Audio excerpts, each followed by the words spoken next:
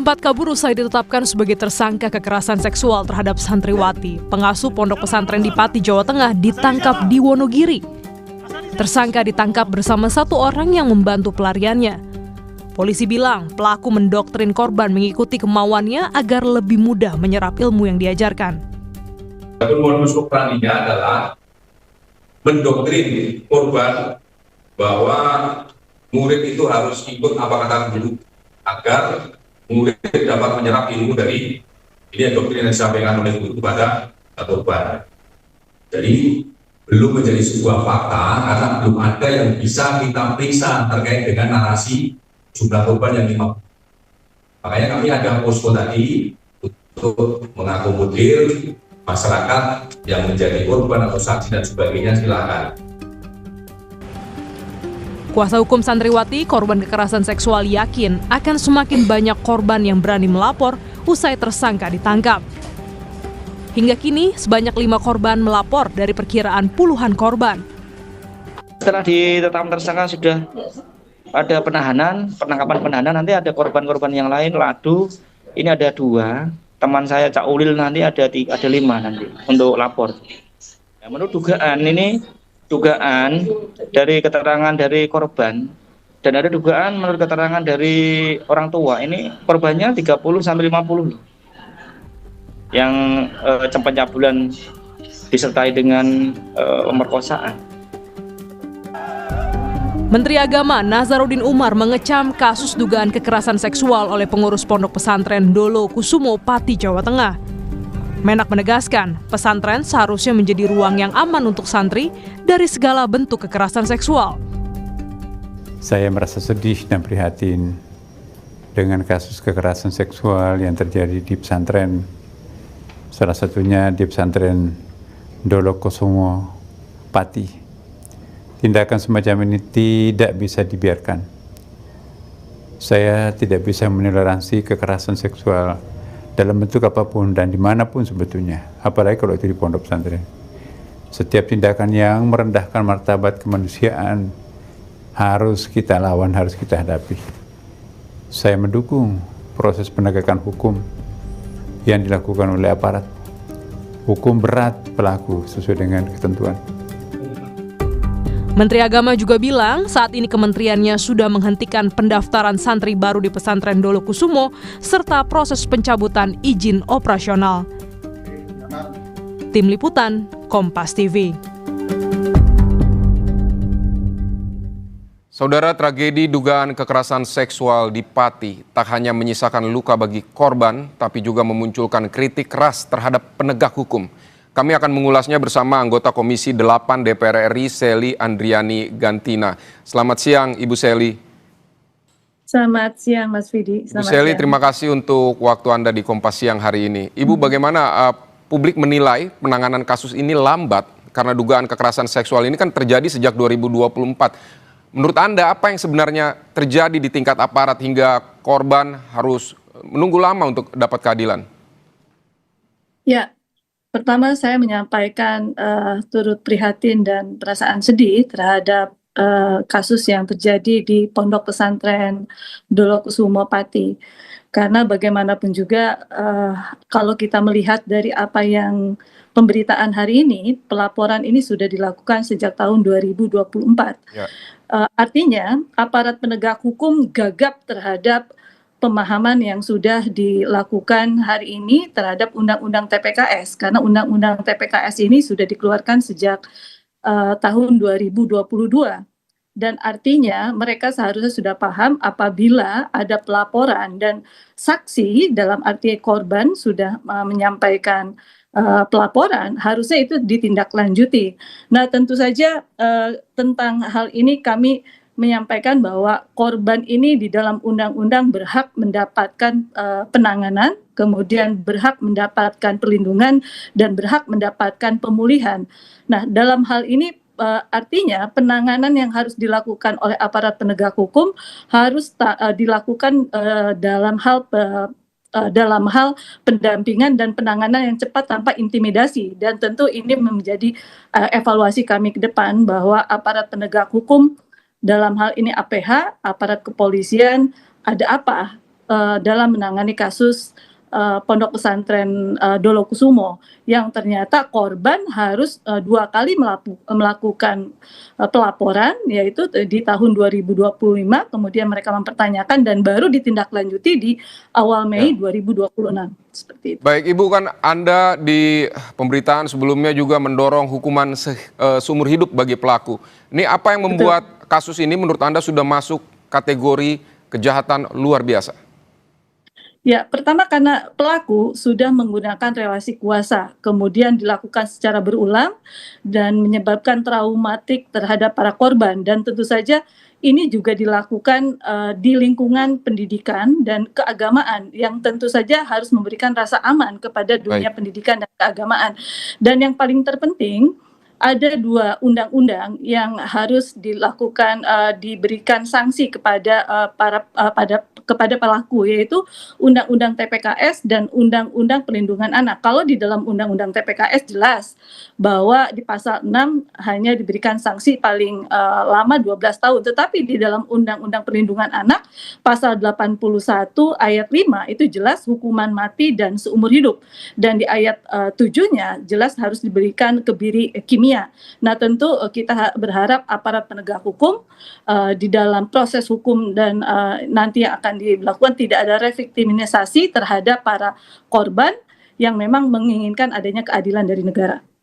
Ibu, Komisi 8 selama ini kan berbicara soal perlindungan perempuan dan anak, tapi kasus kekerasan seksual ini tampaknya terus berulang. Apa menurut Ibu negara gagal memberikan efek jera?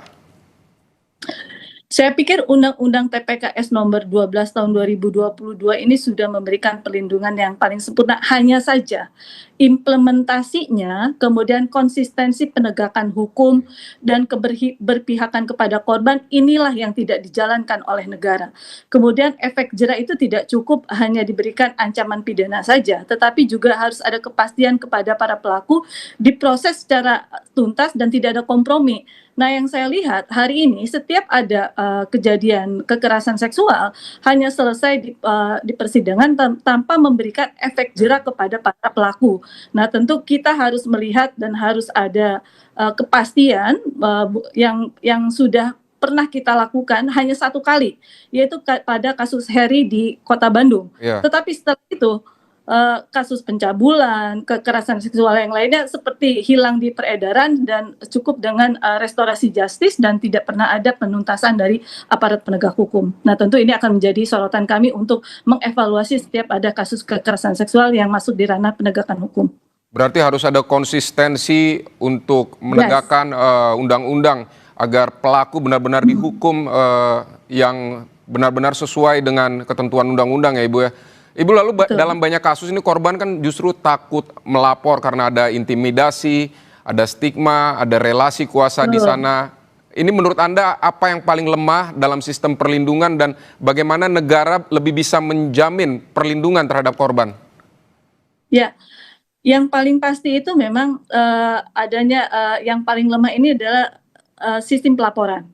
Karena mungkin hari ini para korban menganggap bahwa mereka masih tidak percaya, kemudian mereka masih takut untuk diintimidasi, dan yang paling terpenting harus adanya pendampingan psikologis dan kerahasiaan identitas, sehingga saya merasa bahwa sistem yang terpadu inilah yang harus segera diperbaiki oleh pemerintah dalam rangka menjaga kerahasiaan korban, kemudian para saksi dan keluarga korban. Dan hari ini kalau kita melihat di media massa, kemudian di tayangan-tayangan yang lainnya, seolah-olah kerahasiaan identitas korban itu seolah menjadi vulgar, dan tentu ini menjadi traumatik juga kepada mereka untuk masa depan mereka. Nah, tentu ini menjadi bahan evaluasi kami ke depan bahwa sistem pelaporan inilah yang membuat masih adanya sistem yang lemah di pemerintahan hari ini. Baik, Ibu juga apakah Ibu melihat ada sistem kegagalan pengawasan katakanlah untuk lembaga yang berbasis lembaga pendidikan berbasis asrama seperti ini gitu. Apa yang Ibu lihat dari kasus ini? Ya, kalau saya melihat bahwa bentuk evaluasi yang dibangun hari ini adalah sinergitas antara pemerintah pusat, pemerintah daerah, dan antar kelembagaan, bukan hanya di satu institusi saja. Misalnya dunia pendidikan hanya menjadi tanggung jawab Kemendikbudrismen saja.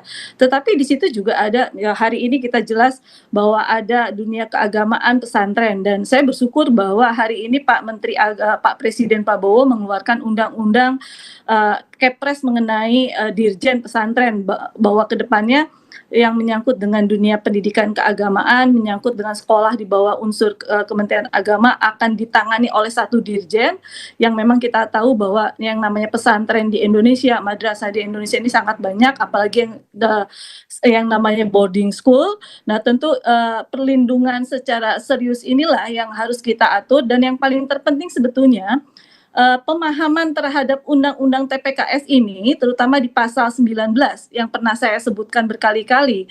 Di situ secara tegas bahwa pihak-pihak yang sengaja menghalangi, merintangi, dan menggagalkan proses penanganan perkara kekerasan seksual itu juga bisa dikenai sanksi pidana. Nah, tentu hal ini yang tidak pernah diketahui oleh publik, bahwa siapapun yang coba untuk menghalangi proses KS, kekerasan seksual, baik itu terhadap kesaksian dan segala macam, itu juga bisa dikenai sanksi hukum. Nah, tentu evaluasi dan sosialisasi tentang Undang-Undang TPKS inilah yang harus sering dilakukan, dan kita mengetahui adanya keterbatasan juga, bahwa seolah-olah institusi yang namanya Kementerian PPPA ini hanya kementerian tingkat level 3, dan di bawahnya kita tahu ada yang namanya Dinas Pemberdayaan Perempuan dan Pelindungan Anak, yang kadang statusnya hidup mati enggan, hidup pun tak mau gitu kan, yang keberadaannya juga tidak diakui oleh kepala daerah di tingkat kabupaten kota, dan anggarannya sangat terbatas. Nah, ini menjadi bahan evaluasi kami ke depan mengenai keberadaan dinas dan instansi yang ada di bawah. Baik Bu, singkat saja, melihat Ibu laporan ini sejak 2024 namun lambat penanganannya sehingga aparat disoroti soal ini, mungkin saja selama periode laporan tersebut sampai saat ini bisa saja sudah ada korban-korban lainnya, tapi aparat lambat. Ini apakah Ibu akan dari DPR ini akan mendorong evaluasi terhadap kinerja aparat yang sepertinya menunggu sorotan publik baru kemudian memproses kasus ini? Ya, tentu kami akan melakukan evaluasi terhadap aparat-aparat penegak hukum. Bukan hanya aparat ya, tetapi semua yang terlibat di dalam proses tindak pidana kekerasan seksual. Dari mulai OPT terpadu, kemudian juga aparat kepolisian, kemudian kejaksaan, kemudian pengadilan, apakah mereka sudah mengimplementasikan apa yang tersirat di dalam Undang-Undang TPKS tersebut. Sehingga evaluasi setelah 4 tahun undang-undang ini berjalan sesuai tidak seperti yang kita inginkan, dan tentu kami akan berkoordinasi dengan komisi terkait, karena memang untuk bisa mengevaluasi itu bukan ranahnya Komisi 8 tetapi ranahnya Komisi 3, seperti itu Mas. Baik, setelah penetapan tersangka tentu kita menunggu langkah yang tegas untuk memproses kasus ini secara adil dan memberikan rasa keadilan bagi para korban. Terima kasih Ibu Sely Andriani Gantina untuk waktu Anda di Kompas Siang hari ini.